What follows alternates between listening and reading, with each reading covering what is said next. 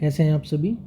जैसा कि आप सभी को पता है कि अभी नॉर्सेट का एग्ज़ाम का दौर जो चल रहा है, उसमें हम पहले नॉर्सेट में या इससे प्रीवियस वाले नॉर्सेट में किस तरह के क्वेश्चंस पूछे गए हैं, उसका एक मेमोरी बेस्ड पेपर हम आपके लिए लेके आए हैं। जो नॉर्सेट एम्स 2021 सेकेंड शिफ्ट का जो था, उसको आज हम सॉल्व करने के लिए यहाँ पे आए हैं। चलिए शुरू करते हैं हमारे फर्स्ट क्वेश्चन से। यहीं पे फर्स्ट क्वेश्चन आपका है, which is the correct placement of simple oxygen mask in paediatrics. यानी कि बच्चे में जो सिंपल ऑक्सीजन मास्क हम जो लगा रहे हैं ऑक्सीजन थेरेपी के लिए या ऑक्सीजन इनहेलेशन के लिए, तो इनमें से करेक्ट प्लेसमेंट कौन से वाले का है। फर्स्ट ऑप्शन में आपको दिया गया है जो मास्क कवर कर रहा है नोज़, माउथ और नीचे वाली चिन वाली साइड में थोड़ा सा ओपन है। सेकेंड ऑप्शन में माउथ को कवर कर रहा है, यहाँ पे नोज़ को कवर कर रहा है और चिन वाली साइड से ओपन भी नहीं है, कम्प्लीटली कवर्ड किया हुआ है। थर्ड ऑप्शन में देखिए यहाँ पे मास्क ने जो बेबी का माउथ है उसको कवर किया हुआ है, नोस्ट्रिल्स या नोज़ को कवर नहीं किया हुआ है। लास्ट ऑप्शन जो है आपका डी, इसमें देखिए चिन वाली साइड में भी कम्प्लीटली कवर नहीं किया हुआ है और आइज़ के एरिया तक जा रहा है, यानी कि बेबी के जो माउथ का एरिया है उससे बड़ा मास्क, यानी कि यहाँ पे हम बोल सकते हैं कि पीडियाट्रिक मास्क की जगह उसने शायद हो सकता है कि एडल्ट मास्क लगाया हो। देखिए ये पूरे नोस्ट्रिल नोज माउथ को भी कवर कर रहा है, लेकिन चिन वाली साइड से नीचे वाली साइड से ओपन है और ये आइज़ वाले एरिया को भी कवर कर रहा है। तो आपसे इसमें ये पूछा गया है कि जो सिंपल ऑक्सीजन मास्क जो पीडियाट्रिक्स के लिए है, बच्चे को जब हम सिंपल ऑक्सीजन मास्क लगा रहे हैं तो उनमें से करेक्ट मेथड कौन सा है लगाने का। तो इसमें आपको कौन सा करेक्ट लग रहा है। देखिए यहाँ पे चिन वाली साइड से ओपन नहीं होना चाहिए और जब हम मास्क जो लगाते हैं तो इस तरह से लगा होना चाहिए कि जो नोस्ट्रिल्स यानी कि कम्प्लीटली हाफ नोज़ को और बेबी के पूरे माउथ को कवर करें और इसके साथ साथ में जो चिन वाले एरिया है वहाँ पे भी क्लोजली फिट हो जाए इस जगह से, ताकि ऑक्सीजन का इनहेलेशन जो हम देना चाह रहे हैं, जिस रेट से देना चाह रहे हैं, वो बेबी को डिलीवर हो सके या किसी भी कैंडिडेट को डिलीवर हो सके, वो फ्लश आउट नहीं हो पाए उसका ऑक्सीजन, या जो हम कंसंट्रेशन जो जितना देना चाह रहे हैं वो उतना दे पाए।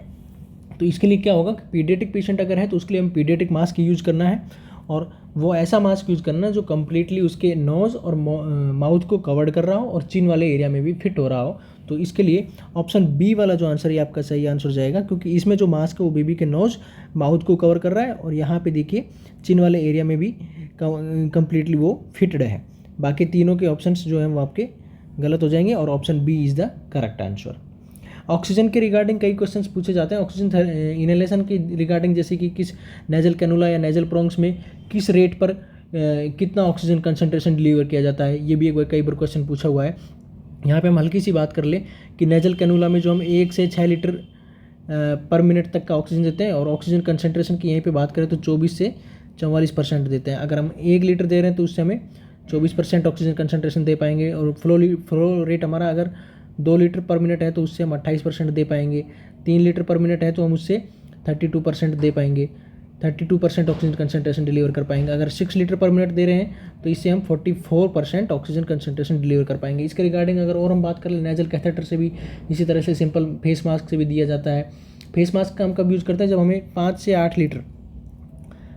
8 लीटर पर मिनट ऑक्सीजन देनी है और जब फेस मास्क से हम ऑक्सीजन देंगे तो उसका जो कंसंट्रेशन रहेगा वो 40 से 60% तक का ऑक्सीजन कंसंट्रेशन हम फेस मास्क की हेल्प से दे पाते हैं। और अगर यहाँ पे मैं बात करूँ कि पेशेंट अगर मैं यहीं पे एक और बात करूँ, क्वेश्चन जो हमारा हो सकता है कि जो ऑक्सीजन जब पेशेंट को ऑक्सीजन थेरेपी दी जाती है या ऑक्सीजन से मास्क से या नेजल प्रोंग से जब हम ऑक्सीजन दे रहे हैं तो जब पेशेंट एक्सपायरेट करता है तो उस टाइम एक्सपायरेशन के टाइम पे भी जब पेशेंट CO2 एक्सपायरेट करता है तो उस जो CO2 जो पेशेंट के मास्क लगे होने के कारण पेशेंट के मास्क में आ गई है, उस CO2 को मास्क से फ्लश आउट करने के लिए हमें एट लीस्ट 5 लीटर पर मिनट ऑक्सीजन इनहेलेशन कराना पड़ेगा।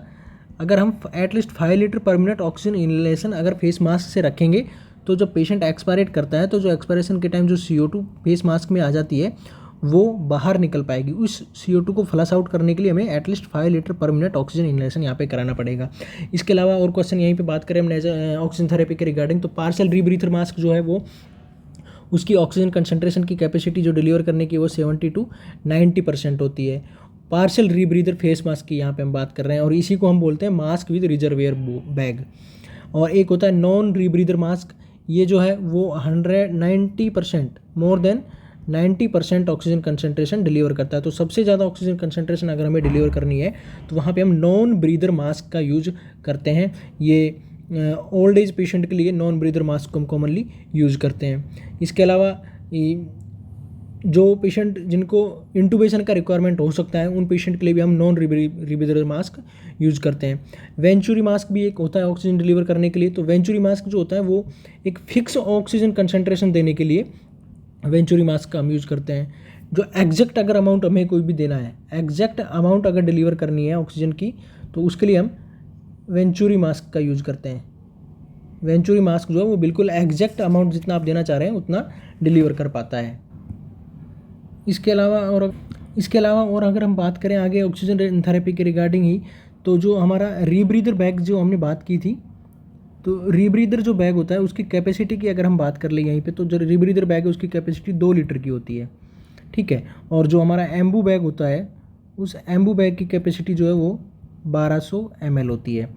और ऑक्सीजन कंसंट्रेशन जो हमारे जो ऑक्सीजन सिलेंडर जो होता है उसमें 100% ऑक्सीजन कंसंट्रेशन के ऊपर ऑक्सीजन रहती है।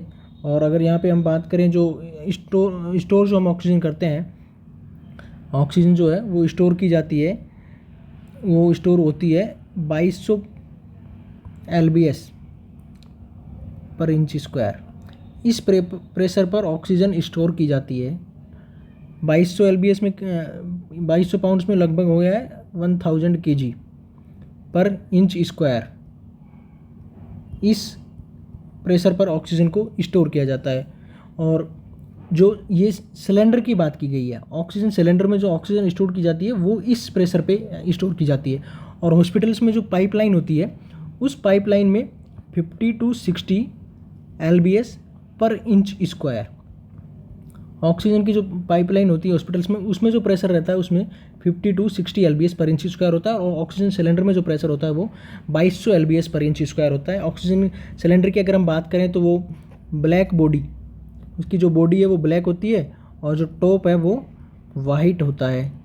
और इसी में अगर हम और हल्की सी बात कर लेते हैं, तो जब किसी पेशेंट को जो COPD वाले कोई भी पेशेंट है, तो अगर उसको हम ऑक्सीजन कंसंट्रेशन दे रहे हैं तो उसे हमें हाई कंसंट्रेशन ऑक्सीजन है वो नहीं देनी चाहिए। तो COPD वाले पेशेंट को हमें हाई ऑक्सीजन कंसंट्रेशन नहीं देते हैं, क्योंकि वहाँ पे पेशेंट में CO2 नार्कोसिस जो है वो डेवलप हो सकता है, ठीक है। और इसके अलावा अगर हम बात करें जो पेशेंट ट्रैकेस्टोमी ट्यूब पे होते हैं या जो TPs जिनको लगा रहता है, उनमें जो हम ऑक्सीजन देते हैं वो हम 8 से 12 लीटर पर मिनट देते हैं। और जो TPs या जो T-बार जो हम लगाते हैं, जो जिससे के थ्रू हम ऑक्सीजन थेरेपी पेशेंट को देते हैं, उसको हमें हर 4 घंटे में उस ट्यूब को हमें क्लीन करना या चेंज करना होता है, ताकि उसमें अगर कोई सीक्रेशंस है तो उसको हम हटा सकें। और सीक्रेशंस हटा देंगे तो ऑक्सीजन का जितना हम फ्लो रेट रखना चाह रहे हैं या जिस प्रेशर से देना चाह रहे हैं वो उस प्रेशर से दे पाएंगे, और उतना जितना कंसंट्रेशन देना चाह रहे हैं उसको दे पाएंगे, ठीक है। ये सब हम ऑक्सीजन थेरेपी के बारे में पढ़ा। ऑक्सीजन बॉडी सिलेंडर जो होता है उसका ब्लैक बॉडी होती है, वाइट टॉप रहता है। और यहीं पे अगर बात कर ले हम जो नाइट्रस ऑक्साइड का जो हमारा सिलेंडर रहता है उसका जो कलर होता है वो ब्लू कलर का होता है। CO2 का जो ऑक्सीजन सिलेंडर CO2 का जो सिलेंडर रहता है उसका ग्रे या स्लेटी कलर होता है। और जो नाइट्रोजन का सिलेंडर जो होता है उसका कलर ब्लैक होता है। तो ये हमने मोटा मोटा सा पढ़ लिया है अभी ऑक्सीजन थेरेपी के बारे में। तो ये सब ऑक्सीजन थेरेपी के बारे में था। इसके अलावा और अगर हम बात करें ऑक्सीजन सेचुरेशन की, तो हमने बता ही दिया कि ऑक्सीजन सिलेंडर जो है उसमें 100% ऑक्सीजन सेचुरेशन रखते हैं, ठीक है। अगर हमें एग्जैक्ट डिजायर्ड अमाउंट देना है तो हम वेंचुरी मास्क के थ्रू देंगे। अगर मैक्सिमम कंसंट्रेशन ऑक्सीजन का देना है तो नॉन रीब्रीदर मास्क से देंगे, ठीक है। और अगर जो रेगुलेटरी रेट पे अगर देना है, बच्चों में अगर हमें देना है, तो फेस मास्क जो है वो इस तरह से होना चाहिए, या किसी भी पेशेंट के लिए जब हम ऑक्सीजन मास्क दे रहे हैं तो इस तरह से फिट हो कि उसके नॉस्ट्रिल्स यानी कि नोज, माउथ और उसके चिन वाले एरिया को कम्प्लीटली फिट जो कर रहा हो मास्क, वो यूज करेंगे। मोस्ट कॉमन मेथड की अगर हम बात करें हॉस्पिटल्स में ऑक्सीजन एडमिनिस्ट्रेशन की, तो वहाँ पे हम बात करते हैं नेजल कैथेटर।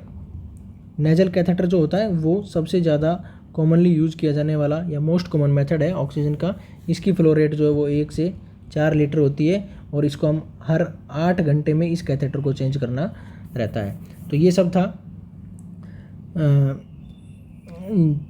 ऑक्सीजन थेरेपी के बारे में। अभी हम चलते हैं नॉरसेट वाले अपने पेपर की तरफ, जिसमें दूसरा क्वेश्चन हमारा है which one of the following method is commonly use for sterilization of this device.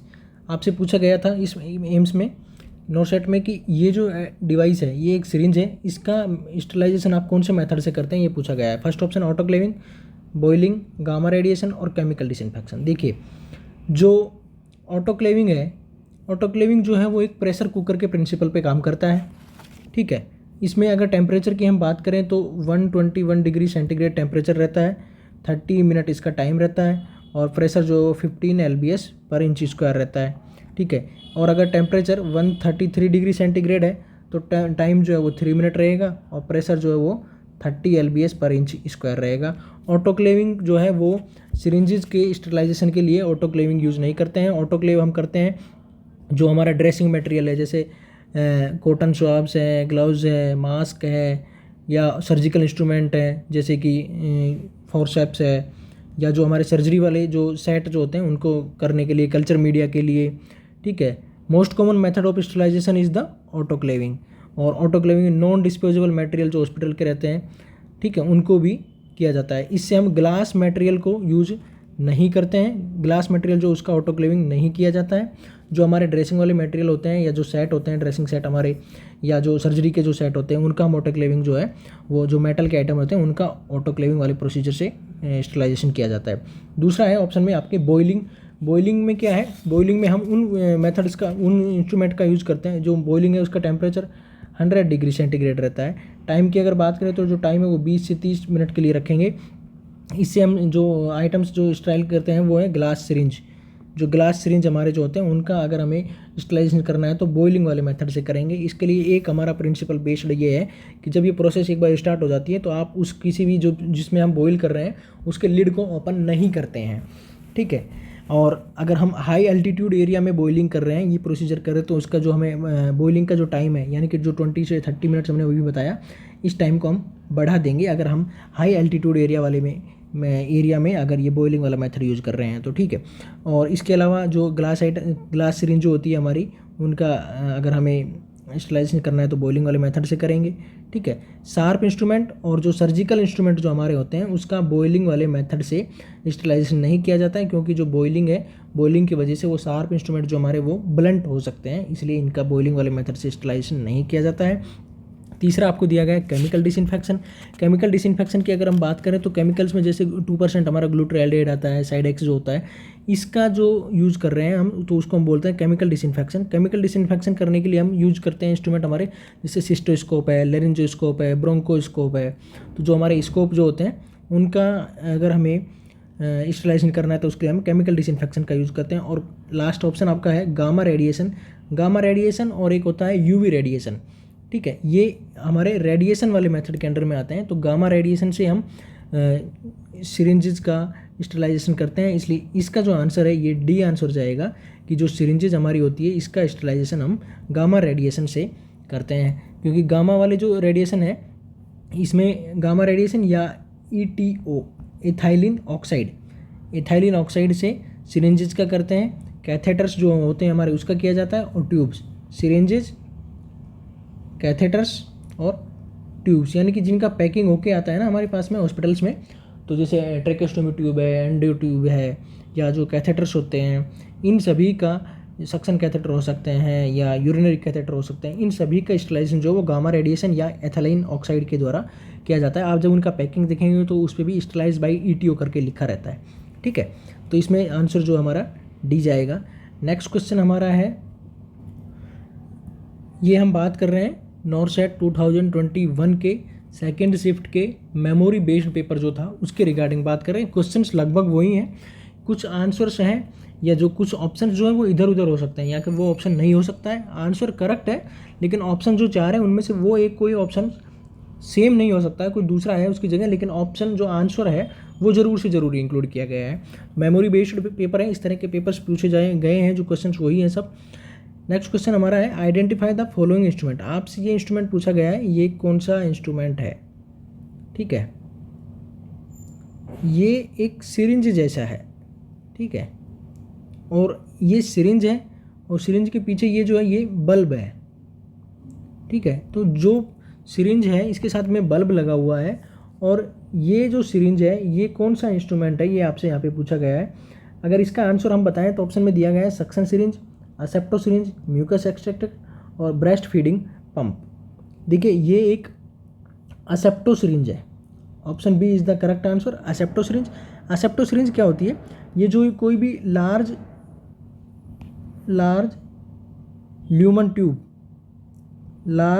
Tube यानी कि जो ट्यूब जिनका एंट्री पॉइंट है या जो ल्यूमन्स है वो बड़ा होता है, और उनमें अगर हमें कोई सिरिंज फिट करनी है तो उसके लिए हम असेप्टो सिरिंज का यूज़ करते हैं, क्योंकि इसका जो ये वाला जो पार्ट है जो ल्यूमन में जो कनेक्ट होता है ये बड़ा रहता है। इसकी अगर कैपेसिटी की मैं बात करूँ तो इसकी जो कैपेसिटी है वो लगभग 50 से 100 ml, 50 ml की भी होती है और 100 ml की भी होती है। इसकी असेप्टो सिरिंज की जो कैपेसिटी है वो 50 से 100 ml होती है। और ये बल्ब जो है, अगर हम इस बल्ब को प्रेस करेंगे तो ये इसमें वैक्यूम क्रिएट करता है। इस टिप वाले पॉइंट को हम लार्ज बॉल ट्यूब्स जो है या ल्यूमन ट्यूब्स जो है उसके साथ में कनेक्ट कर देंगे, और तब इस बल्ब को अगर प्रेस करेंगे तो ये सक्शन क्रिएट करेगा या वैक्यूम क्रिएट करेगा, और जो यहाँ पे जो ट्यूब कनेक्टेड रहेगी उसमें जो फ्लूइड है या ब्लड जो ड्रेन जो भी है वो डायरेक्टली फिर बल्ब प्रेस करने की वजह से इसके अंदर आएगा, और इसको हम फिर डिस्कार्ड कर सकते हैं फ्लूइड ब्लड या ड्रेन को। अगर हमें कल्चर लेने के लिए सैंपल भेजना है तो वो भी हम कर सकते हैं। ये एक असेप्टो सिरिंज है, ठीक है। और कोई सर्जरी के दौरान अगर इंट्रा ऑपरेटिव इरिगेशन हमें करना है,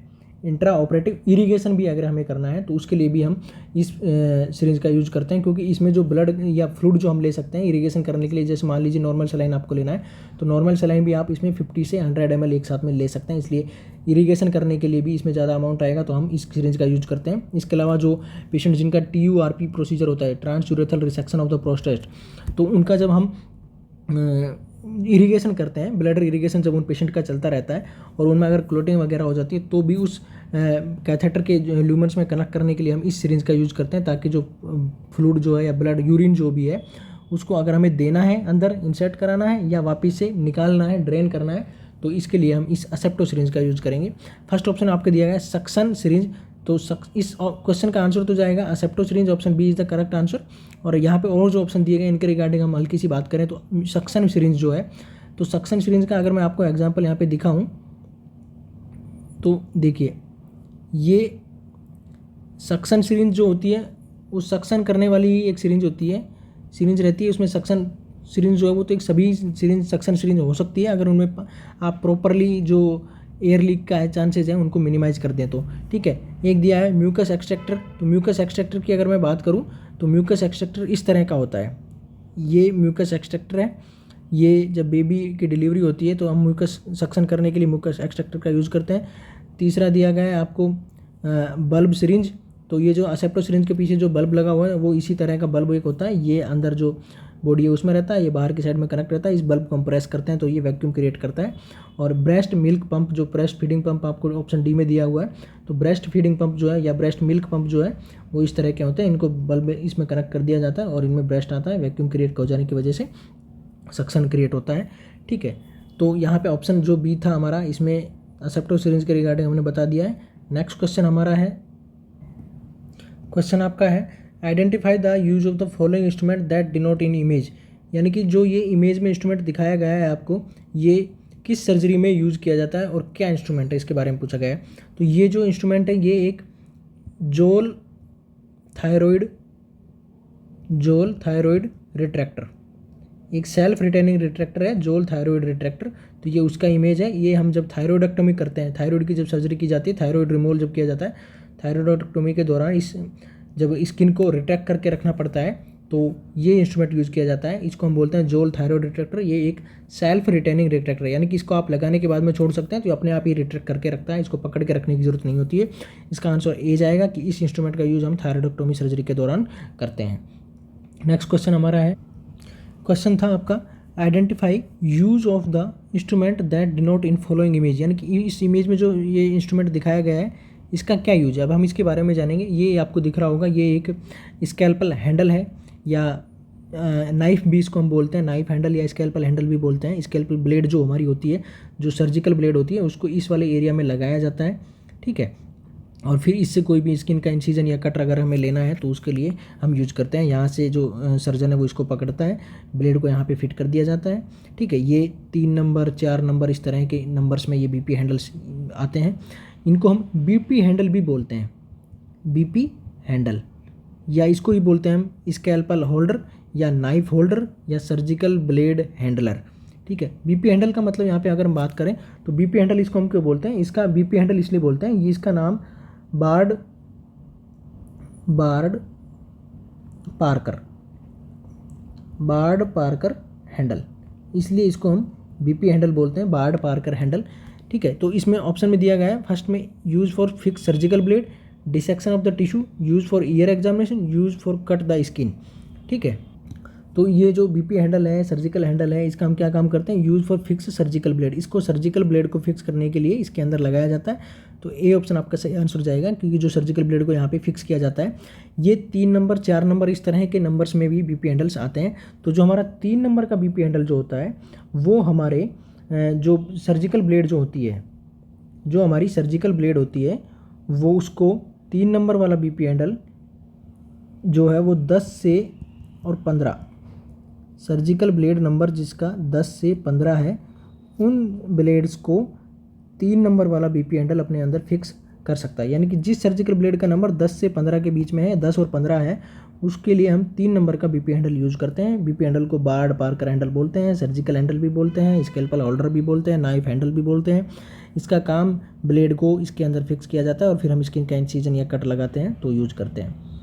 नेक्स्ट क्वेश्चन है आइडेंटिफाई द फॉलोइंग इंस्ट्रूमेंट। आपसे पूछा गया है कि ये जो इंस्ट्रूमेंट दिया गया है ये कौन सा है, ये आपको बताना है। देखिए ऑप्शन में दिया गया है sponge holder, Babcock forceps, ovum holder और नीडल होल्डर। अगर हम यहाँ पे बात करें कि ये इंस्ट्रूमेंट कौन सा है, तो ये इंस्ट्रूमेंट जो आपको दिखाया गया है इमेज में, ये एक स्पंज होल्डर है। ठीक है, स्पंज होल्डर है। और जो ओवम होल्डर होता है वो भी लगभग ऐसा ही होता है, लेकिन आपको सिर्फ एक बात ध्यान रखनी है कि जो ओवम होल्डर जो होता है उसकी ये जो ब्लेड्स हैं, ये जो ब्लेड्स हैं वो ओवम फोर्सेप की या ओवम होल्डर की बेंट रहती है। जैसे इसमें तो ये ब्लेड्स जो है स्ट्रेट दिखाई गई है, जिसमें स्ट्रेट ब्लेड्स हैं और इस तरह से बनाया हुआ है, तो ये स्पंज फोर्सेप होल्डर हो गया या स्पंज होल्डर है। और अगर इसी तरह से बना हुआ है, मान लीजिए, ठीक है,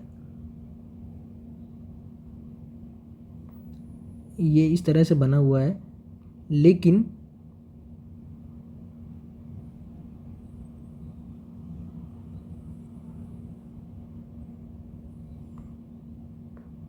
अगर इस तरह का, यानी कि ये जो ब्लेड्स जो होती हैं अगर वो बेंट हो रही है, जैसे ये यहाँ पे बेंट हो रही है और ये वाली यहाँ पे बेंट हो रही है, अगर मैं दूसरे कलर से डिनोट करूँ, देखिए ये यहाँ से बेंट हो रही है ब्लेड और ये यहाँ से बेंट हो रही है। मुझे अच्छा डायग्राम नहीं बनाया मेरे से, लेकिन अगर इस तरह से दिखने वाले दूसरे इंस्ट्रूमेंट की अगर ब्लेड बेंट हो रही है, तो बेंट अगर ब्लेड हो रही है तो उसको हम बोलेंगे ओवम होल्डर।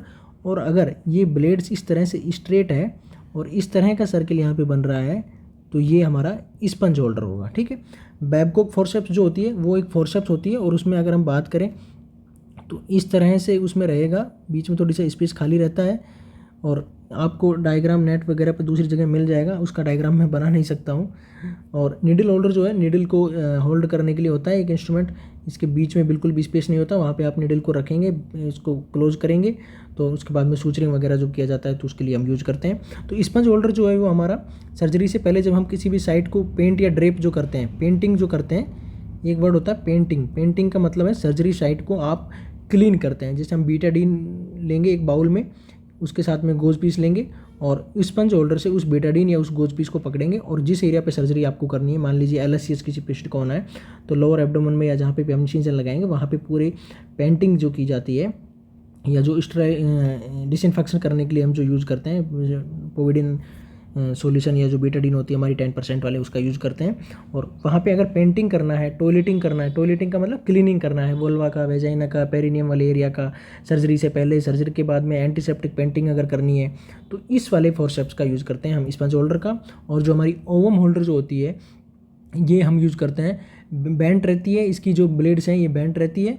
ठीक है, इस ओवम होल्डर का या ओवम फोर्सेप्स का हम कब यूज़ करते हैं, जब अंदर यूट्राइन कैविटी के अंदर कोई भी कंसेप्टर्स का जो प्रोडक्ट है, जो डेड हो गया है उसको अगर पकड़ के हमें बाहर निकालना है, यानी कि जैसे अबॉर्शन के टाइम पे भी हम इसको यूज़ करते हैं, जो कंसेप्ट प्रोडक्ट जो रहता है उसका ये क्रश नहीं कर सकती है, क्योंकि इसमें जो ब्लेड्स है वो इस तरह से रहती है कि वो कम्प्लीटली क्लोज नहीं हो पाती है, और उस प्रोडक्ट को बाहर निकालने के लिए हम इस ब्लेड का यूज़ करते हैं। इसकी जो ब्लेड्स हैं, इस फोर्सेप्स का वो मोल्डर का यूज़ करते हैं, इसकी जो ब्लेड्स होती है ये बेंट रहती है, फेनेस्ट्रेटेड रहती है। ठीक है, नेक्स्ट क्वेश्चन हमारा है आइडेंटिफाई द फॉलोइंग सिंबल।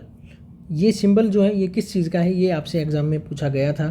तो अगर हम सिंबल की बात करें, ऑप्शन में दिया है रेडिएशन, साइटोटॉक्सिक, बायोहजार्ड और रेडिएशन मटेरियल। तो ये जो सिंबल है ये किस चीज़ का है, ये जो सिंबल है ये रेडिएशन का सिंबल है। ठीक है, answer A is the correct answer. देखिए दिया गया है दूसरी जगह बायोहजार्ड, तो बायोहजार्ड का जो सिंबल है वो इस तरह का होता है, जो BMW वाले वेस्ट व्हील हमारे लगा रहता है उसको हम बोल रहे हैं बायोहजार्ड वाला, तो बायोहजार्ड का इस तरह का रहता है। साइटोटॉक्सिक वेस्ट का इस तरह का पूरा ब्लैक रहता है, ट्रायंगुलर रहता है और बीच में C लिखा रहता है, ये साइटोटॉक्सिक वाला हो गया। कैंसर का सिंबल इस तरह का रहता है। ठीक है, और एड्स का भी लगभग ऐसा ही होता है, लेकिन रेड कलर में होता है, और एक ये वाला भी चेंज है जिसमें इस तरह से ये स्ट्रेट है और यहाँ पे ऐसे अंदर की साइड में डेविएट हुआ है। तो ये एड्स का सिंबल इस तरह का रेड कलर में रहेगा, कैंसर वाला इस तरह का रहता है, साइटोटॉक्सिस का C लिखा रहता है, ट्रायंगुलर शेप में रहता है, और बायोहजार्ड वाला इस तरह का रहता है। तो ये जो सिंबल है ये हमारा रेडिएशन का है, option A is the correct answer. Next question हमारा है, क्वेश्चन आपका है विच type of bandage used on injury of knee joint. इनकी जब किसी पेशेंट को नी जॉइंट का इंजरी हो जाता है उसके लिए आप कौन सा बैंडेज यूज़ करते हैं। फर्स्ट ऑप्शन देगा स्पायरल, सर्कुलर, रिवर्स और फिगर ऑफ 8। देखिए यहाँ पे बात की जा रही है नी जॉइंट के इंजरी की, तो जब किसी जॉइंट का इंजरी हो जाता है तो जॉइंट पे प्रेशर नहीं हो या जॉइंट पे प्रेशर को रिलीव कर सके, कम कर सके, आप जॉइंट फ्रीली मोबाइल हो सके, इसके लिए हम जो ड्रेसिंग यूज़ करते हैं या जो बैंडेज यूज़ करते हैं उसको हम बोलते हैं फिगर ऑफ 8। ये एग्जांपल में आपको दिखाया गया है कि फिगर ऑफ 8 कैसे बनता है। जैसे फिगर ऑफ 8 का मतलब ये हो गया कि जो सक्सेसिव जो टर्न, यानी कि जब इसका एक टर्न आएगा वो इस तरह से एक दूसरे को क्रैश करते रहेंगे।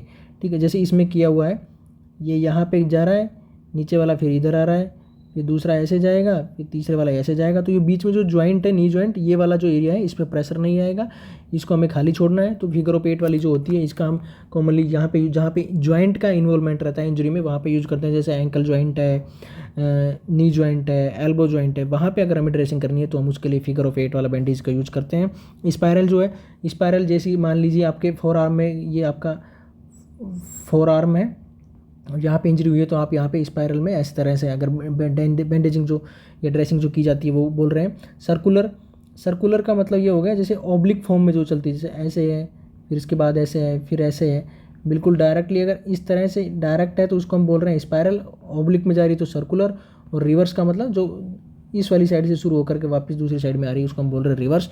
तो स्पायरल, सर्कुलर, रिवर्स जो है ये डायरेक्टली किसी एरिया में जैसे कोई बोन या जॉइंट का कोई इन्वॉल्वमेंट नहीं है वहाँ पे किया जाता है, और फिगर ऑफ 8 जहाँ पे जॉइंट का इन्वॉल्वमेंट है ताकि जॉइंट पे प्रेशर नहीं आए, जॉइंट को फ्रीली मोबाइल के लिए हम छोड़ सकें, वहाँ पे किया जाता है। जॉइंट पे प्रेशर को रिलीव करने के लिए फिगर ऑफ 8 का यूज करते हैं। नेक्स्ट क्वेश्चन आपका है preferred route for tranexamic acid during administration is, यानी कि जो ट्रेनेक्जेमिक एसिड जो मेडिकेशन है, ट्रेनेक्सा भी इसको हम बोलते हैं, ट्रेनेक्सा जो मेडिकेशन है इसका मोस्ट कॉमन रूट या प्रीफर्ड रूट एडमिनिस्ट्रेशन का क्या है, SC, IV, IM, IV और IM।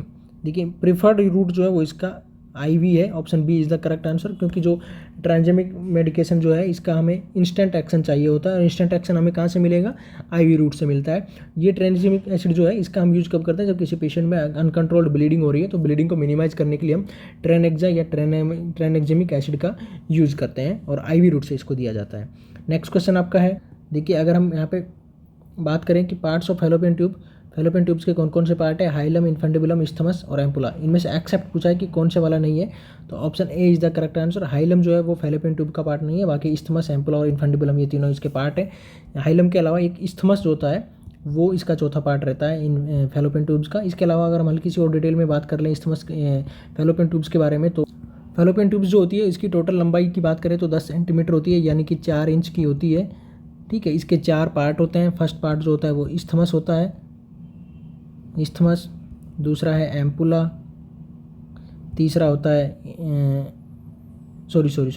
फर्स्ट होता है इंट्राम्यूरल या इंटरस्टिशियल जिसको हम बोलते हैं इंटरस्टिशियल, दूसरा होता है एम्पुला, दूसरा इस्थमस,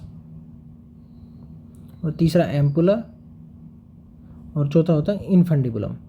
ठीक है, तो जो इंट्राम्यूरल है ये सबसे स्मॉलेस्ट पार्ट होता है, छोटा पार्ट जो होता है इंटरस्टिशियल का। ठीक है, सबसे छोटा पार्ट है 1.25 सेंटीमीटर का होता है। इस्थमस जो है ये 2.5 सेंटीमीटर का होता है। एम्पुला जो सबसे बड़ा पार्ट है 5 सेंटीमीटर का होता है। इन्फेंडिबुलम जो है ये वापस से 1.25 सेंटीमीटर का होता है। इस तरह से टोटल 10 सेंटीमीटर होते हैं। 4 इंच की होती है, 4 पार्ट होते हैं, 2 ओपनिंग होती है, एक होती है यूट्रस की साइड में, एक होती है ओवेरी की साइड में। ठीक है, इसके अलावा फैलोपियन ट्यूब्स को हम oviduct, uterine duct, salpinges, Mullerian duct भी बोलते हैं। ये एक पेयर्ड ऑर्गन होता है। फैलोपियन ट्यूब्स के अंदर पैग सेल पाई जाती है। पैग सेल्स जो है ये फैलोपियन ट्यूब्स के अंदर पाई जाती है। इन्हीं को हम बोलते हैं इंटरकैलेटेड और इंटरकैलरी सेल। इंटरकैलेटेड या इंटरकैलरी सेल, इनका क्या काम होता है कि ये एक फ्लूइड सीक्रेट करती है जो न्यूरिशमेंट प्रोवाइड कराता है। किसको? स्पर्म को और oocyte को।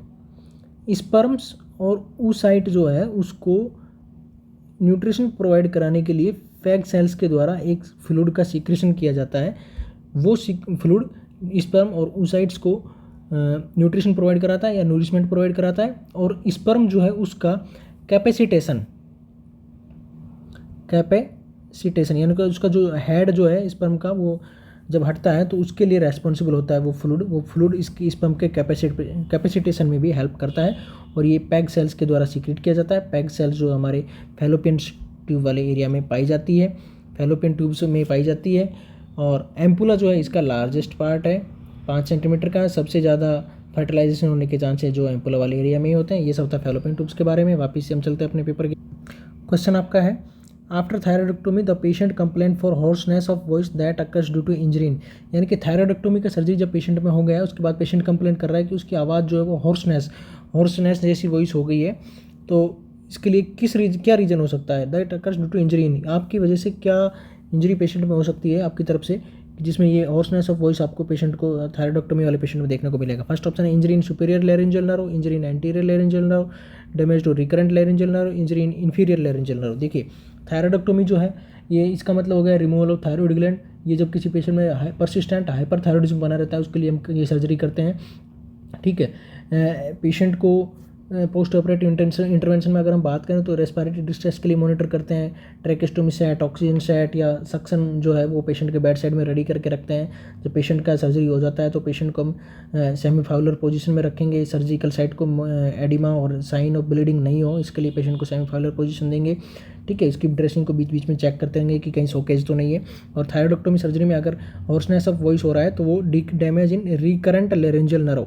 Option C is the correct answer. अगर रिकरेंट लैरिंजियल नर्व्स में डैमेज हो गया है तो पेशेंट की वॉइस जो चेंज हो जाएगी और हॉर्सनेस जैसी हो जाएगी देखने को मिलेगी। और अगर सुपीरियर लैरिंजियल नर्व में अगर डैमेज होता है तो जो क्रिकोइड थायरॉइड मसल पैरालिसिस, अगर सुपीरियर लैरिंजियल नर्व में डैमेज हुआ है तो क्रिकोइड थायरॉइड मसल्स का पैरालिसिस होगा। और अगर रिकरेंट लैरिंजियल नर्व में डैमेज हुआ है तो वहाँ पे पेशेंट की वॉइस है वो चेंज हो जाएगी और हॉर्सनेस ऑफ वॉइस आपको वहाँ पे देखने को मिलेगा। नेक्स्ट क्वेश्चन हमारा है, highest source of vitamin C is, यानी कि हाईएस्ट सोर्स कौन सा है? फर्स्ट ऑप्शन दिया गया है आंवला, ऑरेंज, बनाना और लेमन। हाईएस्ट सोर्स ऑफ या richest source of vitamin C is, first option A is the correct answer, amla. Amla जो है वो विटामिन सी का हाईएस्ट सोर्स है। ठीक है, तो ऑप्शन ए आपका सही आंसर जाएगा कि सोर्स विटामिन सी का हाईएस्ट जो है वो आंवला, इंडियन गूसबेरी भी इसको हम बोलते हैं, ये जाएगा। देखिए, अगर यहीं पे हम बात कर ले विटामिन सी जो है हमारा आयरन एब्जॉर्प्शन से रिलेटेड रहता है, तो यहाँ पे अगर हम बात कर ले कि रिचेस्ट सोर्स ऑफ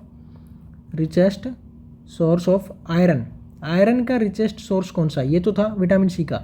आयरन का रिचेस्ट सोर्स है हमारा मीट जो है वो एनिमल सोर्स वाला। एनिमल सोर्स में हाईएस्ट आयरन का सोर्स जो है वो हमारा मीट है। लेकिन मीट को हम बॉईल करके या कुक करके खाते हैं, तो जब कुक करते हैं तो वहाँ पे जो आयरन है उसका लॉस हो जाता है। तो इसीलिए जितना उसमें सोर्स मीट में, कच्चे मीट में जितना आयरन रहता है उतना हमें नहीं मिल पाता है, क्योंकि जब कुक करेंगे तो आयरन का लॉस हो जाएगा।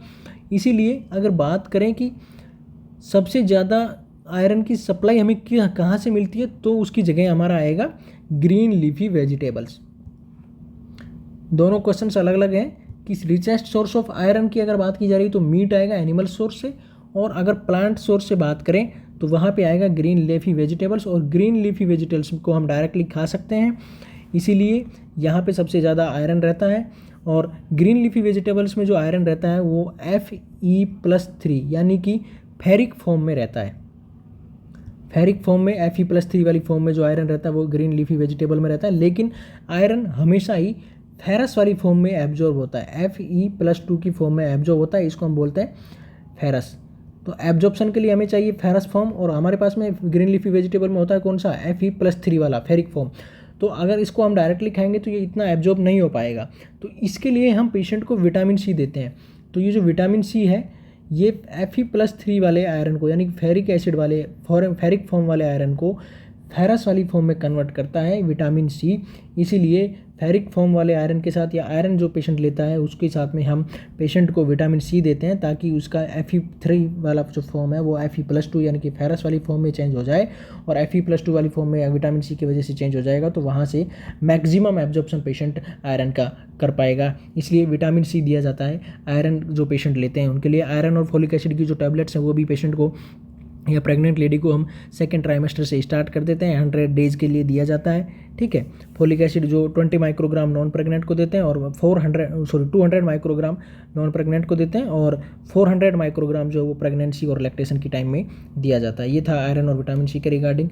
नेक्स्ट क्वेश्चन हमारा है, क्वेश्चन बोल रहा है after RTA road traffic accident a patient brought in the emergency department after massive blood transfusion which of imbalance occurs in the patient. यानी कि एक पेशेंट RTA हुआ है, इंजरी होने के बाद आपके पास में आया है, पेशेंट को मैसिव ब्लड ट्रांसफ्यूजन किया गया है, ज़्यादा ब्लड चढ़ाया गया है, तो इनमें से पेशेंट में कौन सा इम्बैलेंस देखने को मिलेगा, हाइपोकैल्सीमिया, हाइपोनेट्रीमिया, हाइपोकैलेमिया और हाइपरथर्मिया। तो यहाँ पे बात की जा रही है मैसिव ब्लड ट्रांसफ्यूजन की। देखिए मैसिव ब्लड ट्रांसफ्यूजन का मतलब क्या होता है, अगर मैसिव ब्लड ट्रांसफ्यूजन का मतलब होगा अगर 10 यूनिट पेशेंट को ब्लड 24 आवर्स में, 10 यूनिट 24 आवर्स में, या 4 यूनिट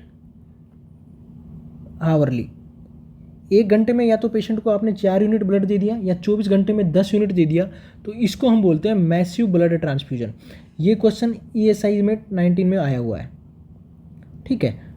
ESI 19 में आया था कि मैसिव ब्लड ट्रांसफ्यूजन का मतलब क्या होता है। मैसिव ब्लड ट्रांसफ्यूजन का मतलब अगर पेशेंट को आपने 24 आवर्स में 10 यूनिट ब्लड ट्रांसफ्यूज कर दिया या 1 घंटे में 4 यूनिट ब्लड ट्रांसफ्यूज कर दिया, तो पेशेंट में उसको हम बोलेंगे मैसिव ब्लड ट्रांसफ्यूजन। और मैसिव ब्लड ट्रांसफ्यूजन की वजह से क्या होगा कि जो ब्लड में सिट्रेट जो प्रेजेंट रहता है एंटीकोगुलेंट, वो पेशेंट के ब्लड में जो हम पेशेंट को ब्लड ट्रांसफ्यूज कर रहे हैं, सिट्रेट एंटीकोगुलेंट जो हम ब्लड ट्रांसफ्यूज कर रहे हैं उसमें जो प्रेजेंट है वो बॉडी में जाकर के पेशेंट के कैल्शियम से, सिट्रेट जो हम ट्रांसफ्यूज कर रहे हैं उस ब्लड में है, ठीक है, पेशेंट की बॉडी में जाएगा, और पेशेंट की बॉडी में सिट्रेट जो है ये पेशेंट के कैल्शियम से जुड़ जाएगा। तो सिट्रेट जो है वो कैल्शियम से जुड़ जाएगा, बाइंड होने की वजह से जो फ्री कैल्शियम लेवल है वो कम हो जाएगा। तो पेशेंट का ब्लड में जब कैल्शियम का लेवल कम होगा तो वहाँ पे क्या देखने को मिलेगा, हाइपोकैल्सीमिया आपको देखने को मिलेगा, ठीक है। तो जब मैसिव ब्लड ट्रांसफ्यूजन किसी पेशेंट में हम कर देंगे तो option A is the correct answer. Massive blood transfusion की वजह से क्या कॉम्प्लिकेशन या क्या इम्बैलेंस डेवलप होगा, हाइपोकैल्सीमिया, क्योंकि जो सिट्रेट ब्लड में जो प्रेजेंट रहता है वो एंटीकोगुलेंट रहता है, और ब्लड में जाने की वजह से पेशेंट के ब्लड में जब जाएगा तो वहाँ पे जो फ्री कैल्शियम रहता है उसके साथ में अटैच हो जाएगा, और इस वजह से कैल्शियम और मैग्नीशियम दोनों का लेवल कम हो जाएगा। हाइपोकैल्सीमिया और हाइपोमैग्नीसीमिया, हाइपोकैल्सीमिया और हाइपोमैग्नीसीमिया दोनों चीज़ें देखने को मिलेगी। इसलिए जब पेशेंट को हम, अगर किसी पेशेंट को ज़्यादा ब्लड चढ़ना है तो 3 यूनिट ब्लड ट्रांसफ्यूजन करने के बाद में, ठीक है, 3 यूनिट जब किसी पेशेंट को ब्लड ट्रांसफ्यूजन कर देते हैं तो उसको हम 1 ग्राम कैल्शियम ग्लूकोनेट, पेशेंट को हाइपोकैल्सीमिया डेवलप नहीं हो इसलिए जब 3 यूनिट पेशेंट को ब्लड ट्रांसफ्यूज कर दिया जाता है तब उसको 1 ग्राम कैल्शियम ग्लूकोनेट देते हैं, ताकि पेशेंट का जो कैल्शियम का लेवल है वो बढ़ जाए, उसको हाइपोकैल्सीमिया डेवलप नहीं हो, ठीक है। सिट्रेट की टॉक्सिसिटी कॉमनली जिस पेशेंट में लीवर डिजीज रहती है या जो नियोनेट रहते हैं जिनका लीवर इमेच्योर रहता है उनमें भी सिट्रेट की टॉक्सिसिटी देखने को मिलती है, ठीक है। इसके अलावा अगर हम ब्लड ट्रांसफ्यूजन के रिगार्डिंग हल्की सी और बात करें तो मैक्सिमम रेट जो ब्लड ट्रांसफ्यूजन की हम रख सकते हैं वो 40 ड्रॉप्स पर मिनट रखते हैं, 40 ड्रॉप पर मिनट, ठीक है। और जो ब्लड ट्रांसफ्यूजन सेट का जो फिल्टर रहता है वो 40 माइक्रोमीटर साइज़ का फिल्टर रहता है, 40 माइक्रोमीटर फिल्टर रहता है और मैक्सिमम ब्लड ड्रॉप जो रख सकते हैं 40 ड्रॉप पर मिनट रख सकते हैं, ठीक है। 18 गोज का कैनुला यूज़ किया जाता है। इसके अलावा अगर हम बात करें आयरन की टॉक्सिसिटी अगर हो जाती है तो वहाँ पे हम डेस्मेफोरोल या डेस्फोरेक्सिन IV या सुप्रीम वो सबक्यूटेनियस रूट से दिया जाता है, ठीक है। और जो इसके ब्लड ट्रांसफ्यूजन के लिए हम जो देते हैं पेशेंट को, ड्रॉप फैक्टर जो ब्लड ट्रांसफ्यूजन का है वो 1 ml में 10 ड्रॉप काउंट किया जाता है। और वैसे हम फ्लूइड की बात करें तो 1 ml में 60 ड्रॉप काउंट किया जाता है, ठीक है। ब्लड के लिए 1 ml में 10 ड्रॉप फैक्टर काउंट किया जाता है। नेक्स्ट क्वेश्चन हमारा है, नेक्स्ट क्वेश्चन आपका है, a patient suffering from shock is receiving normal saline NS, what is the normal osmolarity of sodium in NS। देखिए आपसे यहाँ पे पूछा गया है तो NS का क्या नॉर्मल ऑस्मोलरिटी जो सोडियम की वो NS में कितनी होती है, ये आपसे पूछा गया है। देखिए यहाँ पे बात की जा रही है NS की, तो NS को बोलते हैं हम नॉर्मल सलाइन या फिजियोलॉजिकल सलाइन। इसके अगर टोनिसिटी की बात करें तो ये एक आइसोटोनिक फ्लूइड रहता है, आइसोटोनिक फ्लूइड रहता है नॉर्मल सलाइन जो हमारा आइसोटोनिक फ्लूइड है। आइसोटोनिक फ्लूइड का मतलब हो गया वो फ्लूइड जिनका ऑस्मोलरिटी 250 से 375 मिली इक्विवेलेंट पर लीटर, जिनका ऑस्मोलरिटी 250 से 375 मिली इक्विवेलेंट पर लीटर है, तो उसको हम बोलते हैं आइसोटोनिक फ्लूइड। अगर 250 से कम है तो हाइपोटोनिक और 375 से ज़्यादा है तो हाइपरटोनिक फ्लूइड हम उसको बोलेंगे, ठीक है। अब यहाँ पे पूछा गया है NS, तो हमारा NS क्या है, आइसोटोनिक फ्लूइड है, तो इसका ऑस्मोलरिटी हमारा इसका मतलब हुआ कि 250 से 375 मिली इक्विवेलेंट पर लीटर के बीच में। लेकिन क्वेश्चन में पूछा है आपसे कि इसमें सोडियम का ऑस्मोलरिटी कितना है। अब यहाँ पे हम बात करें तो नॉर्मल सलाइन जो हमारी होती है उसको हम क्या बोलते हैं, 0.9% सोडियम क्लोराइड, ठीक है। 0.9% सोडियम क्लोराइड, इसको हम बोलते हैं नॉर्मल सलाइन। अब परसेंट का मतलब हो गया कि 100 ml, परसेंट का मतलब हमेशा 100 से होता है, तो यहाँ पे फ्लूइड है तो हम ml में ले रहे हैं।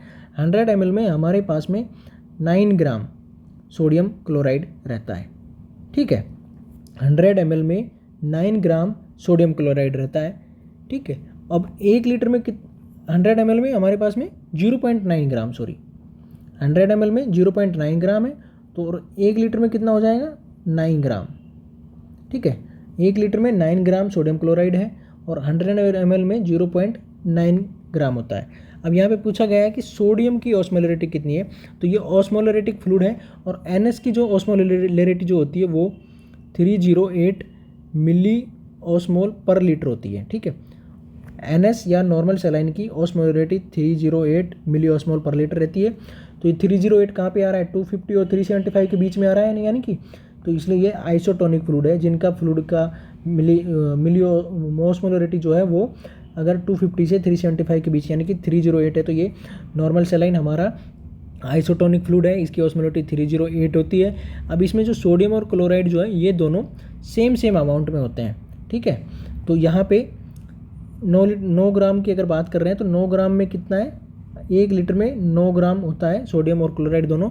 तो जो सोडियम है उसकी ऑस्मोलरिटी 308 है, इसमें दोनों चीज़ें हैं, तो सोडियम भी है और क्लोराइड भी है, तो दोनों इसका हाफ हो जाएगा, तो 154 और 154, यानी कि जो हमारी नॉर्मल सलाइन एक होती है उसके अंदर जो सोडियम है उसका ऑस्मोलरिटी 154 होता है और जो क्लोराइड होता है उसका ऑस्मोलरिटी भी 154 होता है।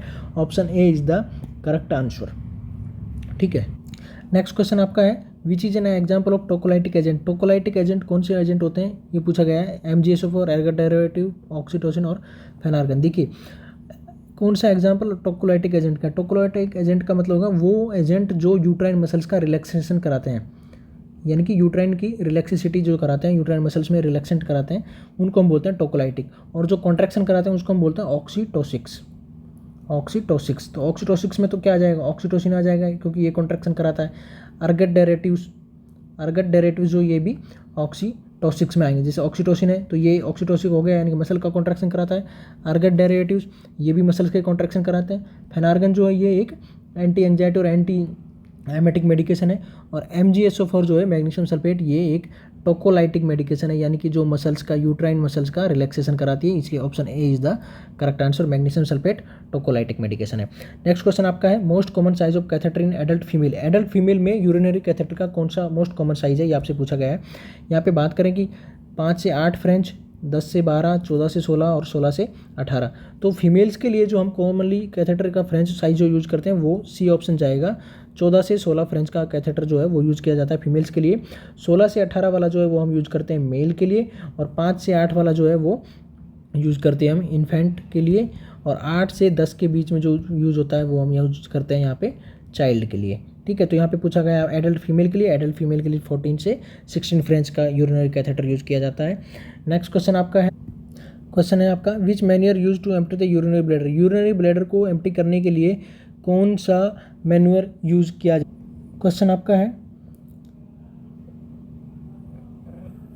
फर्स्ट ऑप्शन क्रेड मैन्यूअर, दूसरा है लियोपोल्ड मैन्यूअर, तीसरा है बर्न मार्सेल्ला मैन्यूअर, और लास्ट है ऑल ऑफ अबव। देखिए लियोपोल्ड मैन्यूअर तो है जो वो ऑब्स्टेट्रिकल एग्जामिनेशन जब हम करते हैं 28 वीक के अराउंड, जो ऑब्स्टेट्रिकल एग्जामिनेशन जब किया जाता है कि पेशेंट का प्रेग्नेंट लेडी जो है उसका फंडस स्टेटस क्या है, इंगेजमेंट हुआ है या नहीं हुआ है, ठीक है, बेबी का पोजीशन कौन सा हो सकता है, ये सारी चीज़ें पता करने के लिए लियोपोल्ड मैन्यूअर किया जाता है 28 वीक के अराउंड या 3rd वीक के स्टार्टिंग में किया जाता है। क्रेड मैन्यूअर जो है ये यूरिनरी ब्लैडर को एम्प्टी करने के लिए किया जाता है, इसलिए ए ऑप्शन है आपका सही आंसर जाएगा, बी आपका गलत हो जाएगा। क्रेड मैन्यूअर में क्या है, it is a technique use to void urine from the bladder of an individual who due to disease can not void urine without aid. यानी कि जो पेशेंट जिनका ब्लैडर का कुछ भी प्रॉब्लम हो गया है या सर्जरी के बाद में भी कई पेशेंट में ऐसा रहता है कि वो यूरिन को आउटपुट या ब्लैडर से यूरिन बाहर नहीं निकल पाता है, तो इसमें हम क्या करते हैं, Crede manoeuvre is exited by holding manual pressure just over the anterior surface of the skin over the bladder. Bladder वाले एरिया के ऊपर जो एंटीरियर सरफेस है स्किन का, वहाँ पे हम दोनों हाथों से बाई मैनुअल कंप्रेशन करते हैं। उस वजह से क्या है कि जो यूरिनरी ब्लैडर जो होता है उस पर प्रेशर आता है और वहाँ से यूरिन का रिलीज होकर के यूरेथ्रा के थ्रू बाहर निकल जाता है, इसको हम बोलते हैं क्रेड मैन्यूअर। और तीसरा दिया गया है ऑप्शन सी में आपका बर्न मसल्या मैन्यूअर। बर्न मसल्या मैन्यूअर ये ऑप्शन आपका गलत होगा, क्योंकि बर्न मसल्या मैन्यूअर जो है ये हम कब यूज करते हैं, जब बेबी की ब्रीच डिलीवरी जब होती है, यानी कि ब्रीच प्रेजेंटेशन में जब बेबी रहता है तो वहाँ पे बर्न मसाला मैन्यूअर यूज किया जाता है। इसमें क्या करते हैं कि जब बेबी की डिलीवरी हो जाने के बाद में इसकी हेड को जब डिलीवर किया जाता है तो बेबी को उसके वेट से हैंग कर देते हैं। यानी कि मान लीजिए ये वेजाइनल आउट इंट्रोइटस है, यहाँ से बेबी का हेड का डिलीवरी होना है। अब ब्रीच डिलीवरी में बाकी का सारा एरिया डिलीवर हो गया है, लेकिन हेड वाला पार्ट अभी बचा हुआ है, तो बेबी के हेड को डिलीवर करने के लिए या उसका फेवरेबल जो डायमीटर है उसको अचीव करने के लिए हम यहाँ पे बेबी को उसके वेट से, यानी कि बेबी को ऐसे ही बगैर हेल्प के या बगैर किसी चीज़ से पकड़े हुए हम बेबी को छोड़ देते हैं। इससे क्या होगा, बेबी के वेट की वजह से, नीचे की तरफ ग्रेविटेशन वेट की वजह से ये जो डायमीटर है ये स्कैल्प वाला फेवरेबल डायमीटर हमें मिल पाएगा। यहाँ पे नेक का फ्लेक्शन होगा हैंग हो जाने की वजह से, और जो बेबी की हेड जो है वो वहाँ से डिलीवर हो पाएगी। तो ये हम मेथड यूज़ करते हैं बर्न मसल्या मैन्यूअर जब बेबी के ब्रीच डिलीवरी होती है तब। इसलिए ऑप्शन सी और बी गलत होंगे और option A is the correct answer. Crede manoeuvre use किया जाता है ब्लैडर को एम्प्टी करने के लिए। ठीक है, नेक्स्ट क्वेश्चन आपका DMPA contraceptive protection up to, यानी कि depot medroxyprogesterone acetate injection जो आता है कॉन्ट्रासेप्टिव्स का, वो कब तक प्रोटेक्शन देता है, ये आपसे पूछा गया है। तो ये एक इंजेक्टेबल कॉन्ट्रासेप्टिव है। ये DMPA जो है ये 3 मंथ्स तक के लिए कॉन्ट्रासेप्शन प्रोवाइड कराता है, इसलिए ऑप्शन ए जो है ये आपका सही आंसर हो जाएगा। DMPA ये जो आता है 2 तरह की डोजेज में आता है। 150 mg पर ml है, वो 3 मंथ के लिए दिया जाता है, IM रूट से दिया जाता है, ग्लूटोइड और डेल्टोइड मसल में देते हैं। अगर इसका प्रिपरेशन 300 mg है 2 ml में देंगे, 6 मंथ के लिए देते हैं, IM रूट से देते हैं, वही ग्लूटेल और डेल्टोइड मसल में देंगे। ठीक है, इसका जो ब्रांड है वो डेपो सबको है या Provera 104 Uniject for 3 months every 90 days in anterior thigh और एब्डोमन। इस तरह से भी एक अलग जाता है डेपो सबको वाला, ये इस रूट से दिया जाता है। यहाँ पे बात की गई DMPA की, डिपोट मेट्रोक्सी प्रोजेस्टेरोन एसीटेट, ये 150 mg 1 ml वाला देते हैं, 3 मंथ के लिए देते हैं, तो 3 मंथ के लिए कॉन्ट्रासेप्टिव प्रोवाइड कराता है। Option C is the correct answer. Next question आपका नेक्स्ट है DMPA is supplying under government of India free of cost, the brand name is, यानी कि DMPA जो गवर्नमेंट ऑफ इंडिया के द्वारा फ्री सप्लाई किया जाता है उसका ब्रांड नेम क्या है, ये आपसे यहाँ पे पूछा गया है। ठीक है, फर्स्ट ऑप्शन है सहेली, दूसरा है छाया, अंतरा और निरोध। देखिए निरोध जो है ये आता है कॉन्डोम्स के लिए, जो फिजिकल कॉन्ट्रासेप्टिव्स के बैरियर के रूप में हम यूज़ करते हैं। ठीक है, एक है सहेली और एक है छाया। सहेली और छाया जो है ये central drug research centre CDRC Lucknow के द्वारा बनाए जाते हैं। It is available in the market in some place name of Chhaya. ये कई जगह पे छाया के नाम से और कई जगह पे सहेली के नाम से मिलता है। तो छाया और सहेली जो ये एक कॉमन है, ये CDRC लखनऊ के द्वारा बनाए जाते हैं। लेकिन जो DMPA वाला है वो एक अंतरा के नाम से आता है, इंजेक्शन अंतरा के नाम से, ये क्योंकि इंजेक्टेबल फॉर्म है। Antara consist of depot medroxyprogesterone acetate. It is given 150 mg पर ml फॉर 23 मंथ्स। किसी पेशेंट को अगर हम देते हैं तो ये एक इंजेक्शन जो है वो 3 मंथ्स के लिए कॉन्ट्रासेप्शन प्रोवाइड कराता है। 23 मंथ्स तक के लिए पेशेंट को एडवाइज किया जाता है। ठीक है, अंतरा के नाम से आता है। गवर्नमेंट ऑफ इंडिया की तरफ फ्री ऑफ कॉस्ट सप्लाई रहती है इसकी। ठीक है, और इंजेक्टेबल फॉर्म में रहता है। सहेली और छाया ये दोनों टैबलेट्स फॉर्म में रहती है। ये CDRC लखनऊ के द्वारा बनाए गए। ठीक है, सहेली को ही ऑर्मोलोफैक्सिन बोलते हैं। ये एक एस्ट्रोजन रिसेप्टर मॉड्यूलेटर रहती है। ठीक है, और नॉन स्टेरॉइडल फॉर्म में आती है। इसके अलावा नेक्स्ट क्वेश्चन आपका है, patient with RTA road traffic accident come into the emergency department that need resuscitation which cannula is most least preferred. यानी कि एक पेशेंट है जिसका एक्सीडेंट हुआ, इमरजेंसी डिपार्टमेंट में आया है, अभी आपको पेशेंट को कैनुला लगाना है, तो इनमें से which cannula is most least preferred, सबसे कम कॉमनली आप इनमें से किस कैनुला का यूज़ नहीं करेंगे, ये एक्चुअल में आंसर है इसका होना चाहिए। देखिए, लीस्ट प्रीफर्ड का मतलब जिसको आप सबसे कम प्रायोरिटी देंगे, सबसे कम चॉइस जो आपका रहेगा।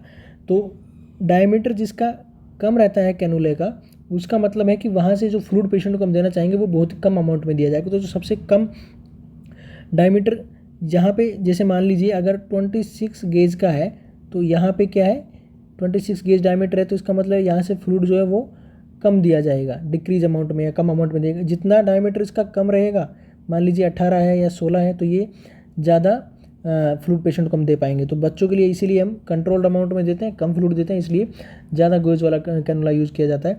तो यहाँ पे आप कौन से वाला यूज़ नहीं करना चाहेंगे, आपसे ये पूछा गया है, क्योंकि यहाँ पे पेशेंट इमरजेंसी डिपार्टमेंट में है, रोड ट्रैफिक एक्सीडेंट हुआ, इसका पेशेंट को आपको फ्लूइड और ब्लड देना पड़ सकता है, फ्लूइड रिससिटेट करने के लिए जरूरत पड़ सकती है क्योंकि पेशेंट को ब्लड लॉस हुआ होगा। तो फ्लूइड यहाँ पे पेशेंट को आप देंगे। तो अगर आपको मान लीजिए 22 नंबर का कैनुला आपने पेशेंट को लगा दिया, तो क्या आप जितना मैसिव ब्लड ट्रांसफ्यूजन या मैसिव फ्लूइड ट्रांसफ्यूजन अगर किसी पेशेंट में करना पड़ेगा, तो क्या 22 नंबर के कैनुला से दिया जा सकता है? नहीं दिया जा सकता है। इसलिए ए ऑप्शन आपका गलत हो जाएगा, और B, C और D ऑप्शन, इनमें से आप कैनुला यूज कर सकते हैं। 20 नंबर, 18 और 16, मोस्ट कॉमनली हम प्रायोरिटी देंगे 16 नंबर वाले को। ठीक है, क्योंकि इसका जो बोर डायमीटर है वो ज़्यादा रहेगा, इसकी वजह से पेशेंट को हम ज़्यादा फ्लूइड दे पाएंगे। इससे रिलेटेड नेक्स्ट क्वेश्चन आपका है, patient need massive blood transfusion which IV flow catheter use. एक पेशेंट है जिसको मैसिव ब्लड ट्रांसफ्यूजन होना है, उसके लिए आप कौन सा कैथेटर यूज करेंगे? तो देखिए, हमेशा ऐसे ही याद रखिए कि ब्लड ट्रांसफ्यूजन वाले पेशेंट के लिए आप 18 नंबर का कैनुला यूज करते हैं। Option D is the correct answer. Next question आपका आएगा, most common site of ectopic pregnancy. Ectopic pregnancy का मोस्ट कॉमन साइट कौन सा है? First option isthmus, ovary, ampulla, vagina. देखिए, एक्टोपिक प्रेगनेंसी का मतलब होता है कि जो प्रेगनेंसी है वो एडवांस जो हो रही है वो हमारी नॉर्मल यूट्राइन कैविटी के बाहर हो रही है, उसको हम बोल रहे हैं एक्टोपिक प्रेगनेंसी। तो मोस्ट कॉमनली एक्टोपिक प्रेगनेंसी के जो चांसेस है, मोस्ट कॉमन साइट जो है वो एम्पुला वाला होता है। Option B is the correct answer. Ampulla वाला एरिया में ही सबसे ज़्यादा फर्टिलाइजेशन होने के चांसेस रहते हैं, क्योंकि ये सबसे बड़ा पार्ट रहता है एम्पुला फैलोपियन ट्यूब्स का, इसलिए यहाँ पे सबसे ज़्यादा चांसेस रहते हैं फर्टिलाइजेशन होने के भी और एक्टोपिक प्रेगनेंसी के डेवलप होने के भी, इसलिए option B is the correct answer. Next question आपका है, most common side effect of aspirin overdose. Aspirin overdose होने के मोस्ट कॉमन साइड इफेक्ट कौन सा है? Vertigo, lacrimation, headache, tinnitus. देखिए, एस्पिरिन जो है ये एक एंटी प्लेटलेट मेडिकेशन है, एंटी प्लेटलेट मेडिकेशन है। ये जब पेशेंट को थ्रोम्बस वगैरह बन जाते हैं तो वहाँ पे दिया जाता है, उसके ब्लड थिनर के रूप में देते हैं। ठीक है, इसका अगर ओवरडोज होगा तो पेशेंट में मोस्ट कॉमन साइड इफेक्ट जो है वो टेनाइटिस देखने को मिलता है। Option B is the correct answer. Next question आपका है, a child with recurrent upper respiratory infection which complication may be seen. एक बच्चा है जिसको बार बार अपर रेस्पिरेटरी ट्रैक्ट का इन्फेक्शन हो रहा था, इसमें कौन सा कॉम्प्लिकेशन आपको बच्चे में देखने को मिल सकता है? First option meningitis, RDS, respiratory distress syndrome, acute otitis media और माउथ अल्सर। देखिए, अगर किसी पेशेंट में अपर रेस्पिरेटरी इन्फेक्शन मेनली बच्चे में अगर हो रहा है तो वहाँ पे कॉम्प्लिकेशन के रूप में हमें एक्यूट ओटाइटिस मीडिया देखने को मिल सकता है। Option B is the correct answer, क्योंकि जो अपर रेस्पिरेटरी एयरवे है वहाँ से बेबी का जो, या किसी भी कैंडिडेट नॉर्मल बेबी की भी हम बात करें तो ईस्टिचियन ट्यूब जो है इसका कनेक्शन जो है वो वहाँ से रहता है। अब अपर रेस्पिरेटरी इन्फेक्शन बार बार हो रहा है तो अपर रेस्पिरेटरी एयरवे के थ्रू जहाँ से ईस्टिचियन ट्यूब कनेक्ट रहती है वहाँ से जो माइक्रोब्स है वो ईस्टिचियन एयर यानी कि जो ट्यूब है वो हमारे मिडिल ईयर में जहाँ पे ओपन होती है वहाँ तक पहुँच सकती है। तो ये जो माइक्रोब्स है वो रेस्पिरेटरी ट्रैक्ट से होते हुए स्टिशन ट्यूब के थ्रू एयर में आ जाता है और वहाँ पे इन्फ्लेमेशन या इन्फेक्शन क्रिएट कर सकता है, और इस तरह के केसेस में commonly acute otitis media develop होता है, इसलिए option B is the correct answer. Next question आप, which type of stool is seen in gastric bleeding, यानी कि गैस्ट्रिक ब्लीडिंग जब पेशेंट में होगा तो उसके स्टूल का कलर कैसा देखने को मिलेगा, ये पूछा गया है। First option tarry colour, bright red colour, bilious colour stool और कॉफ़ी गार्ड स्टूल। ठीक है, जब आपको एक बात ध्यान रखना है, जब पेशेंट में अपर जीआई ब्लीडिंग है तो वहाँ पे स्टूल का कलर टेरी कलर या ब्लैक कलर देखने को मिलेगा। ठीक है, और अगर लोअर जीआई ब्लीडिंग है तो वहाँ पे ब्राइट रेड कलर देखने को मिलेगा। अब यहाँ पे बात हो रही है गैस्ट्रिक ब्लीडिंग की, तो गैस्ट्रिक ब्लीडिंग का मतलब क्या हो, अपर जीआई ट्रैक्ट में ब्लीडिंग है, तो अपर जीआई ट्रैक्ट में ब्लीडिंग होने की वजह से टेरी कलर या ब्लैक कलर देखने को मिलेगा, इसी को हम बोलते हैं मेलेना। ठीक है, option A is the correct answer. और अगर लोअर जीआई ट्रैक्ट की, जहाँ से रेक्टम है, इंटेस्टाइन की बात हो रही है, तो वहाँ पे ब्राइट रेड कलर देखने को मिलेगा और इसको हम बोलते हैं हिमेटोचेजिया। ठीक है, एक है coffee ground stool. Coffee ground stool जो पेशेंट कोई भी ऐसा खाना खाता है जो डार्क पिगमेंटेशन रहता है, वहाँ पे कॉफ़ी गार्ड स्टूल देखने को मिलेगा। और बिलियस कलर स्टूल का मतलब होता है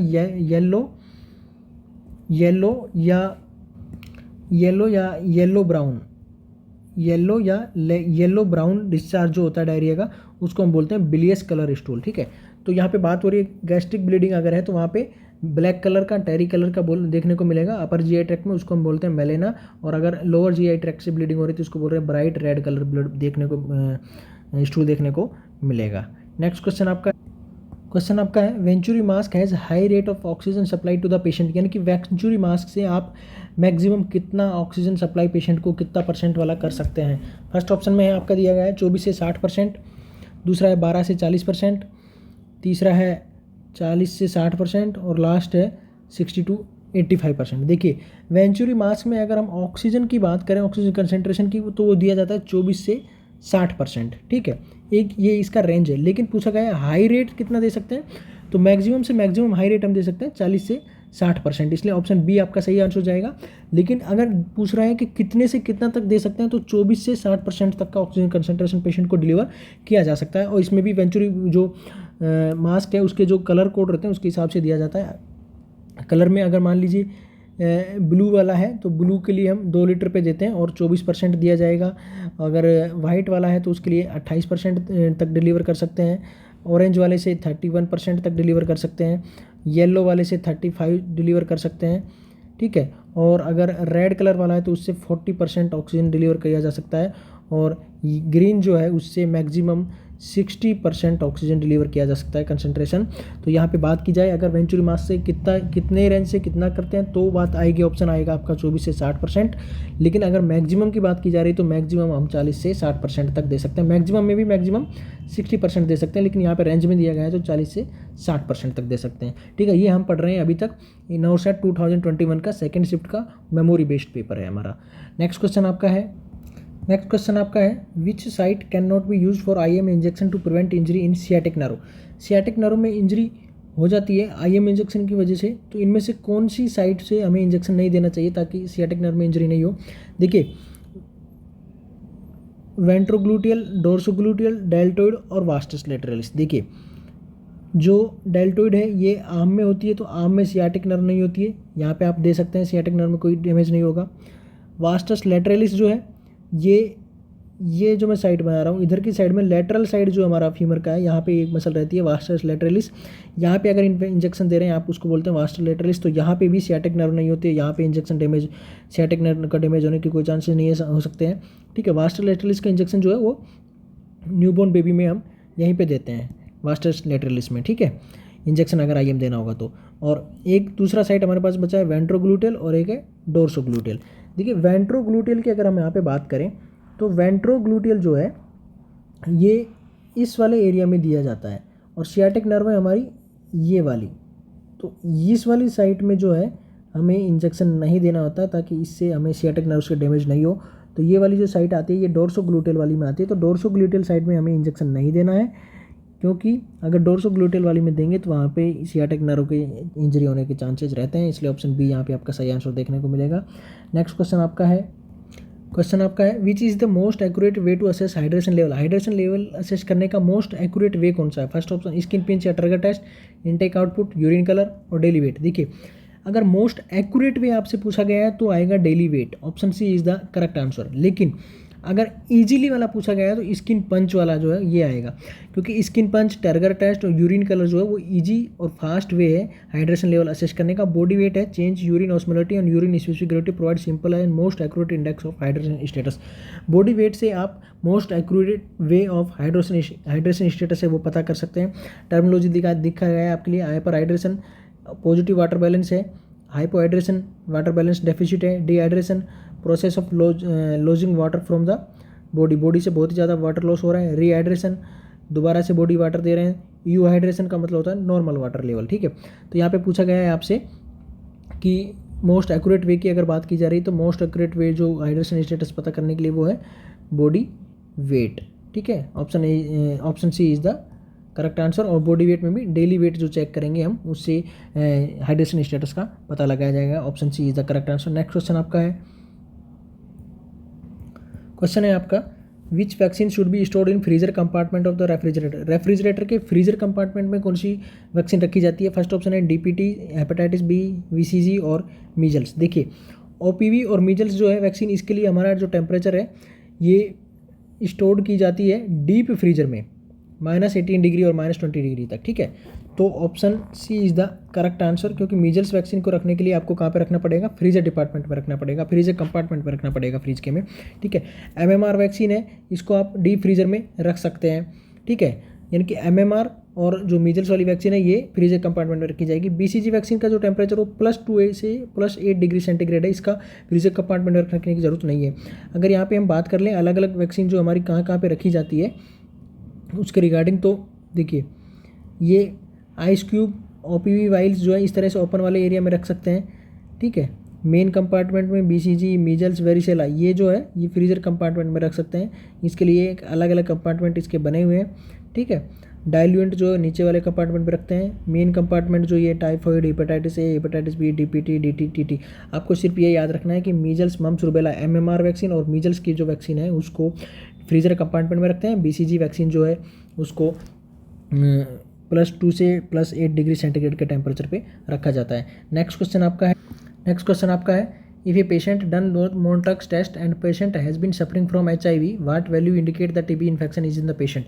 यानी कि मोनटॉक्स टेस्ट एक पेशेंट में आप कर रहे हैं और उसमें पेशेंट में HIV भी है पेशेंट को, और वहाँ पे जो टीबी का जो डायमीटर, जो ये ट्यूबरकुलोसिस स्केल का जो डायमीटर आएगा वो किस तरह की टीबी को डिनोट कर रहा है अगर HIV वाले पेशेंट में आ रहा है। तो देखिए PPD वाला जो टेस्ट हम जो करते हैं प्रोटीन प्योरीफाइड डेरिवेटिव या मोनटॉक्स टेस्ट जो है वो एक 0.1 ml PPD दी जाती है, इंट्राडर्मल रूट में देते हैं, एंटीरियर फोरआर्म में देते हैं।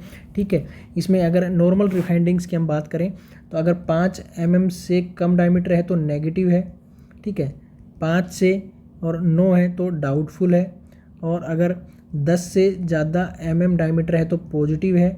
ठीक है, और इम्यूनोसप्रेस्ड कैंडिडेट में अगर मोर देन 5 mm है तो उसको भी हम पॉजिटिव में काउंट करते हैं। अब इम्यूनोसप्रेस्ड कौन से? जो इम्यूनोसप्रेसिव मेडिकेशन चल रहा है जिनको, या HIV का इन्फेक्शन जिनको है, या ऑर्गन ट्रांसप्लांट जिनको पेशेंट को हो रखा है। ठीक है, उनके लिए तो इसका जो रीडिंग है वो हम चेक करते हैं कब? ठीक है, उसका रीडिंग जो करते हैं वो करते हैं हम 48 से 72 आवर्स के बीच में। ठीक है, अगर 72 आवर्स तक भी रीडिंग नहीं किया गया है तो दोबारा से हम PPD का इंजेक्शन देंगे और फिर रीडिंग करेंगे। देखिए अगर किसी पेशेंट में PPD का टेस्ट की वजह से डायमीटर या जो पॉजिटिव जो आ रहा है ना, अगर पॉजिटिव रीडिंग में भी आ रही है तो ये एक ट्यूबरकुलिन जो टेस्ट है ये एक स्क्रीनिंग टेस्ट है, कन्फर्मेटरी टेस्ट नहीं है ट्यूबरकुलोसिस के लिए। कन्फर्मेटरी कौन सा है? स्पुटम कल्चर वाला स्पुटम टेस्ट जो है वो एक कन्फर्मेटरी टेस्ट है। स्क्रीनिंग टेस्ट है हमारा ट्यूबरकुलिन टेस्ट। ट्यूबरकुलिन टेस्ट में क्या है कि कोई पेशेंट में अगर पॉजिटिव रिएक्शन आपको देखने को मिल रहा है तो इसका मतलब ये नहीं कि एक्टिव डिजीज़ है, क्योंकि एक्टिव डिजीज़ नहीं है, ये प्रीवियस एक्सपोजर अगर पेशेंट को ट्यूबरकुलोसिस के कारण हुआ है तो उसमें भी देखने को मिल सकता है, या पेशेंट में अभी डिजीज़ इनएक्टिव है या डोरमेंट डिजीज़ है तो भी ये रिएक्शन पॉजिटिव देखने को मिल सकती है। इसलिए कंफर्म करने के लिए हमेशा ही स्पुटम टेस्ट तो करना ही पड़ेगा। ठीक है, इसके अलावा अगर हम यहाँ पे बात कर लें कि जो इसी का वैक्सीन जो है BCG के लिए वैक्सीन जो देते हैं ट्यूबरकुलोसिस के प्रिवेंशन के लिए, इसके रिगार्डिंग तो BCG की जो वैक्सीन है उसको हम नॉर्मल सैलाइन में डाइल्यूट करेंगे। यहाँ पे ऑप्शन आपका जाएगा 7, ठीक है। और नॉर्मल सलाइन में डाइल्यूट करते हैं, उसके जो वाइल का जो कैप है उसको जब हम क्लीन करेंगे तो किससे करेंगे, स्पिरिट स्वाब से करेंगे, ठीक है। यहाँ पे एक स्कार बनता है जहाँ पे हम डेल्टोइड साइट में जब वो देते हैं इंजेक्शन BCG का, तो उसके बाद में जो स्कार डेवलप होता है वो 2 से 3 वीक के बाद में डेवलप होता है। ये क्वेश्चन PGI रोहतक में पूछा हुआ है, ठीक है, कि स्कार कब डेवलप होता है, वो डेवलप होता है 2 से 3 वीक के बाद में। लेकिन ये 4 से 8 mm 2 से 3 वीक तक में जो स्कार जो डेवलप होता है वो बिल्कुल छोटा रहता है, और 4 से 8 mm का हो जाता है लगभग 5 वीक के बाद में, ठीक है। और बाद में ये एक अल्सर टाइप में, सैलो अल्सर के टाइप में एक बार डिसअपियर हो जाता है। सैलो अल्सर एक रह जाता है, सिर्फ पेप्यूल बनता है 2 से 3 वीक के लिए, और 4 से 8 mm का हो जाएगा 5 वीक में, और फिर 5 वीक के बाद में ये परमानेंटली सैलो अल्सर के रूप में कन्वर्ट हो जाएगा, ठीक है। ये सब था BCG वैक्सीन के बारे में। NS में इसको डाइल्यूट करते हैं, ID देते हैं, लेफ्ट डेल्टोइड मसल में देते हैं, ठीक है। इसका ड्राइड फॉर्म आता है और लिविंग है, और अटेन्यूटेड कल्चर है इसका, इसमें माइकोबैक्टीरियम बोविस का, ठीक है। ये प्रोटेक्शन प्रोवाइड कराती है आल्सो लेप्रोसी के अगेंस्ट में भी, लेप्रोसी के अगेंस्ट में भी ये एक प्रोटेक्शन प्रोवाइड कराती है, ठीक है। तो ट्यूबरकुलोसिस सिरिंज के लिए हम 26 गेज का निडल यूज़ करते हैं, और कॉमनली प्रेफर करते हैं जो लेफ्ट आर्म के डेल्टोइड मसल्स वाले एरिया में प्रेफर किया जाता है, ठीक है। ये आज तक का हमारा इतना ही है, बाकी आगे जब हम कंप्लीट करेंगे तो इससे आगे के रूप में कंप्लीट करेंगे। तब तक के लिए बने रहिए हमारे साथ में, आगे का जब सॉल्यूशन करेंगे तो उसमें कंप्लीट क्वेश्चन पेपर को सॉल्व करेंगे। Thank you.